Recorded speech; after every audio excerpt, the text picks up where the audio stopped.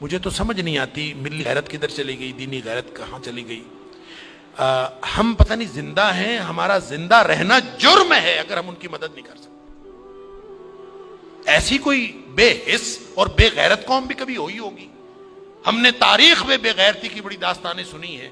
اللہ تعالیٰ قرآن میں فرماتا ہے وَمَا لَكُمْ لَا تُقَاتِلُونَ فِي سَبِيلِ اللَّهِ، اب تمہیں کیا موت پڑ گئی ہے، اب کیوں نہیں لڑتے تم اللہ کے راستے میں؟ وَالْمُسْتَضْعَفِينَ مِنَ الرِّجَالِ وَالنِّسَاءِ وَالْوِلْدَانِ الَّذِينَ يَقُولُونَ رَبَّنَا أَخْرِجْنَا مِنْ هَذِهِ الْقَرْيَةِ ظَالِمِ أَهْلُهَا، پوری دنیا پر ظلم کی داستانیں ساری دنیا دیکھ رہی ہے۔ مسجد اقصیٰ کو آگ لگا دی گئی ہے، ہماری بچیوں کو، بہنوں کو، بیٹیوں کو وہ اپنے گھٹنے کے نیچے لے کے بیٹھے ہوئے ہیں، تصویریں سوشل میڈیا پر شیئر ہو رہی ہیں، بچے چھوٹے چھوٹے قتل کیے جا رہے ہیں، کسی کو غیرت نہیں آ رہی۔ مجھے تو یوں لگتا ہے یہ ہماری نمازیں، ہمارے سجدے کیسے قبول ہوں گے؟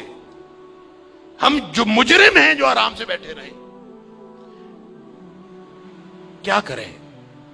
بے بسی کی انتہا ہے۔ میرا دل یہ کر رہا تھا کہ میں پاکستان کے جو حکمران ہیں، اگر 58 اسلامی ملکوں کے حکمرانوں کو تو ہم کچھ نہیں کہہ سکتے، اپنے ملک کو حکمرانوں کو تو کچھ کہہ سکتے ہیں کہ حکمرانوں اور فوج کے سپہ سالاروں، اگر تم ان کی مدد کر سکتے ہو تو کرو، ذمہ داری تو تمہاری ہے۔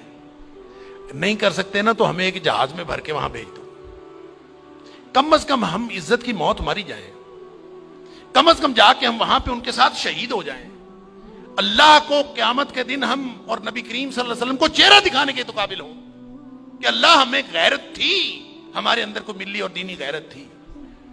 تو دعائیں ہو رہی ہیں، وہ کوئی کہہ رہا ہے کہ اللہ تو کو ابابیل بھیج دے اور ان کی مدد کر دے، کوئی دعائیں کر رہا ہے، کوئی دعائیں کر رہا ہے۔ اس طرح کے لوگوں کی دعائیں اللہ قبول کوئی نہیں کرتا۔ دعاؤں کے لیے بھی غیرت کی ضرورت ہے، آپ پہلے قدم اٹھائیں پھر اللہ سے دعا کریں۔ وہ بیچارے ساری ساری رات وہ لڑتے ہیں ان کے سامنے، دعا تو ان کی ہے، اور اللہ نے یہ آزمائش میں سمجھتا ہوں ان کی نہیں ہے، وہ تو جنتی ہیں، وہ تو انشاءاللہ بخشے ہوئے ہیں۔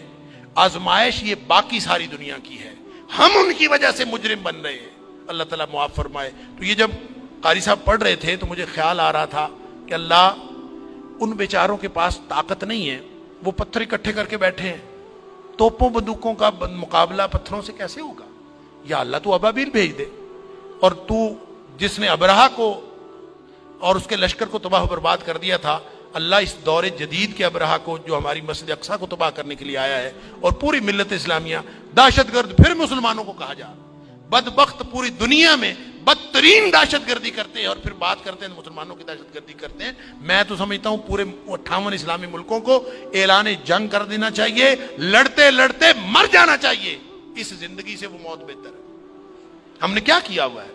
کیسی زندگی، کیسا دین، کیا کلمہ پڑھا ہوا ہے ہم نے، کیسی قرآن کی باتیں، کیا قرآن کے دروس۔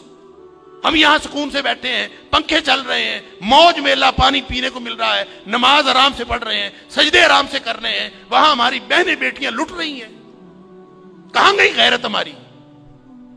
انا للہ و انا الیہ راجعون۔ مجھے تو یوں لگتا ہے کہ شاید یہ ہمارے آرام سکون سے کیے ہوئے سجدے بھی کہیں جرم نہ بن جائیں۔